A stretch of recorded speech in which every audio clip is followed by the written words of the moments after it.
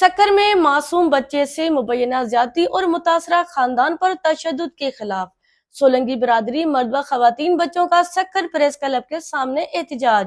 Police پر بھی سنگین الزامات، انصاف کی فراہمی کا مطالبہ۔ سکر ریجنٹ سیشن کورٹ کے رہائشی سولنگی برادری سے تعلق رکھنے والے مرد، خواتین اور بچوں نے سکر پریس کلب کے سامنے احتجاجی مظاہرہ کیا۔ مظاہرین میں فائق علی سولنگی، مسمات روزینہ فیروز، مسمات شبینہ سولنگی، علی عباس سولنگی اور دیگر شامل تھے۔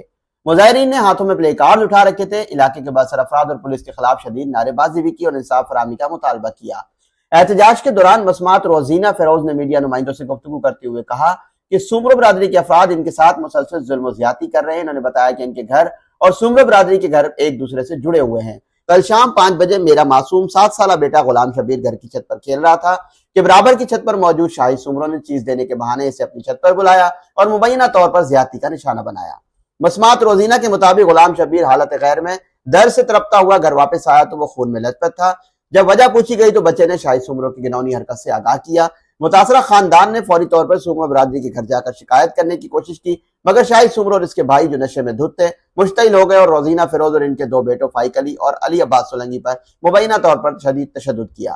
متاثرین کے مطابق جان بچا کر وہ بھاگے اور تھانہ سی سیکشن سکر پہنچے کہ مقدمہ درج کرا سکے۔ روزینہ فیروز نے الزام عائد کیا کہ تھانے میں موجود پولیس اہلکار رحمت اللہ اپڑوں نے ان کی فریاد سننے کے بجائے ان پر تھپڑوں، لاتوں اور گھوسوں سے تشدد کیا اور دھمکیاں دے کر تھانے سے باہر نکال دیا۔ مظاہرین نے آئی جی سندھ، ڈی آئی جی سکر اور ایس ایس پی سکر و دیگر بالا حکام سے پرزور مطالبہ کیا ہے کہ سومرو برادری کے بااثر افراد کے خلاف فوری قانونی کی کارروائی کی جائے، متعلقہ پولیس اہلکار کے خلاف شفاف انکوائری کی جائے اور اسے معطل کر کے سخت کارروائی عمل میں لائی جائے۔ متاثرین نے کہا کہ انہیں اور ان کے بچوں کو تحفظ فراہم کیا جائے اور انصاف فراہم کیا جائے۔